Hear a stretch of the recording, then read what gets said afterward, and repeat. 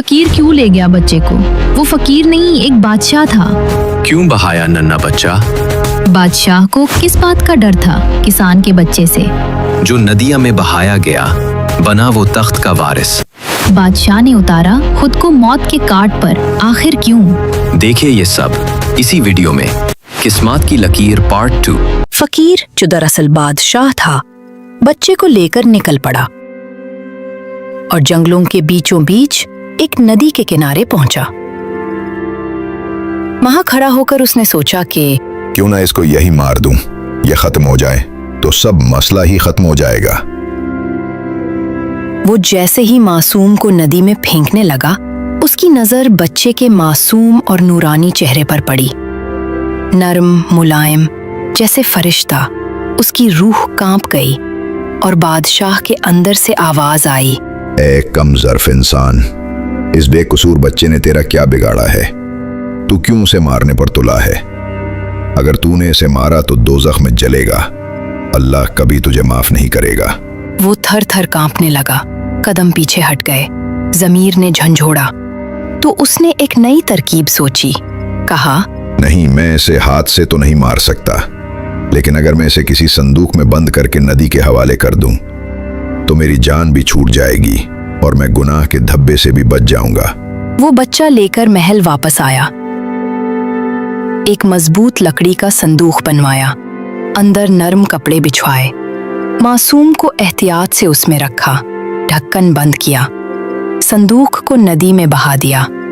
संदूक नदी के पानी में हिचकोले खाता बहता, वक्त के धारे के साथ बहता चला गया, यहाँ तक कि वो एक और सल्तनत के किनारे जा पहुंचा। उस सल्तनत का बादशाह निहायत नेक दिल था, मगर बे औलाद था। रोजाना सुबह वो उसी नदी पर नहाने आता था। उस दिन भी वो नहाने आया तो उसकी नजर एक बहते हुए संदूक पर पड़ी। तजस्सुस हुआ, उसने पानी में जाकर इस संदूक को किनारे पर खींचा। जब बादशाह महार ने संदूक खोला तो आंखें हैरत से फटी रह गईं। संदूक के अंदर एक बेहद हुसीन चांद सा बच्चा सो रहा था, जैसे कोई आसमान से उतरा हो। राजा हो बादशाह महार ने बच्चे को सीने से लगाया तो आंखें नम हो गईं और दिल से सदा निकली, ए मालिक, ए मेरे अल्लाह पाक, तेरी रहमतों का शुक्र है। तूने मेरी दुआएं सुन ली, तूने मुझे औलाद दे दी। राजा खुशी खुशी बच्चे को लेकर महल की तरफ रवाना हो गया। राजा सुल्तान महार वो बच्चा लेकर बहुत खुशी खुशी महल आया, अपनी बीवी को बच्चा दिया। बीवी ने जब वो मासूम बच्चा देखा तो उसकी ममता जाग उठी, आंखों में खुशी के आंसू थे। दोनों मियाँ बीवी ने बच्चे को बेटे की तरह पाला, उसे मोहब्बत दी, तालीम दी, अच्छी तरबियत दी। वो बच्चा वक्त के साथ बड़ा होता गया और 16 साल का हो गया, जवान, खूबसूरत, बहादुर, नेक सीरत। तो राजा सुल्तान महार ने अपनी बीवी से कहा, बेगम, हमारा बेटा जवान हो गया है, हमें अब इसकी शादी कर देनी चाहिए। तो बीवी ने हाँ में सर हिलाते हुए कहा, बिल्कुल ठीक कह रहे हो, हमें इसके लिए कोई अच्छा रिश्ता देखना चाहिए।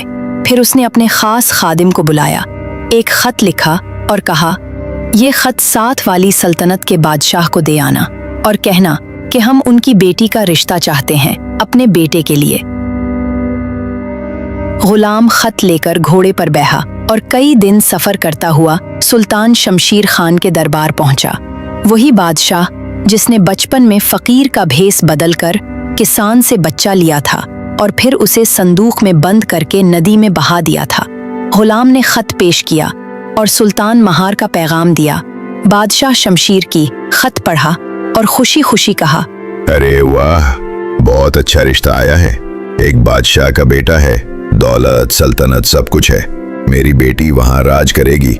वैसे भी वो अब 16 साल की हो चुकी है, मुझे भी अपनी बेटी की शादी कर देनी चाहिए। कुछ दिनों बाद सुल्तान महार अपनी बीवी और बेटे को लेकर सुल्तान शमशीर खान के दरबार पहुंचा।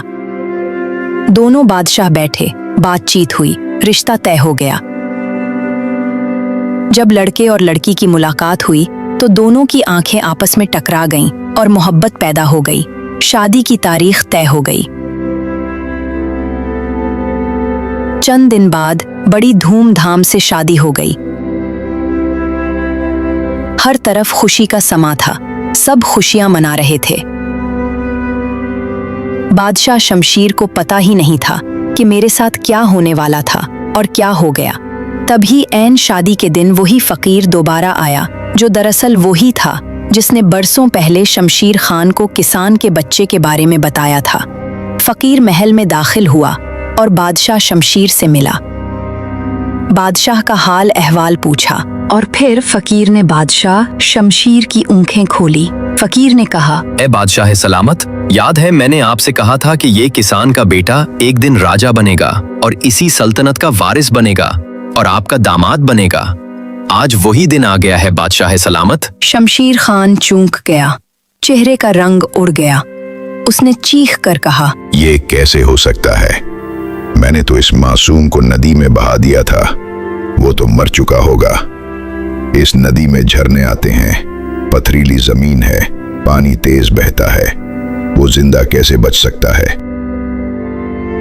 फकीर ने सुकून से जवाब दिया, नहीं बादशाह सलामत, वो मरा नहीं। वो बच्चा संदूक समेत बहता हुआ सुल्तान महार की सल्तनत तक पहुंचा।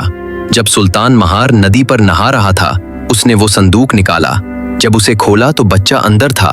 सुल्तान महार उसे घर ले गया, अपनी बीवी को दिया और फिर वो बेटा बनकर वहीं पला बढ़ा और आज आपकी बेटी का शौहर बन चुका है। बाबा, तुम्हें ये सब कैसे सबूत की बिना पर ये कह रहे हो कि ये किसान का बेटा है? तो फकीर ने बड़ी आजिज़ी और मोहब्बत से कहा, जिस दिन सुल्तान महार वो बच्चा लेकर मेरे पास आए और मुझे दिखाया, नदी से एक बच्चा मिला है, तो मैंने उसके हाथ की लकीरें देखकर पहचान लिया था कि ये तो वही बच्चा है जो किसान का बेटा था। और फिर जब मैं किसान के पास गया और बच्चे के बारे में पूछा तो उसने बताया कि उसने एक फकीर को अपना बच्चा दे दिया है कि वो 16 साल बाद वापस लौट आएगा। तो मुझे फौरन अंदाजा हो गया कि वो फकीर कोई और नहीं, बादशाह सलामत तुम ही थे। शमशीर खान, तुमने खुद अपने दामाद को संदूक में डालकर भेजा था। अल्लाह की लकीर को कोई मिटा नहीं सकता। शमशीर खान ये सुनकर चूका, हारा हुआ सा जमीन पर बैठ गया। चेहरे से खून गायब हो चुका था। दिल शिकस्ता होकर कहा, मैंने अपनी तकदीर खुद अपने हाथों से तबाह की। मैं वो बादशाह नहीं जो अपनी हार कबूल न करे। मैंने गुनाह किया और मैं ही उसका मुजरिम हूँ। ये कहते हुए उसने अपनी तलवार से खुद अपना सर कलम कर लिया।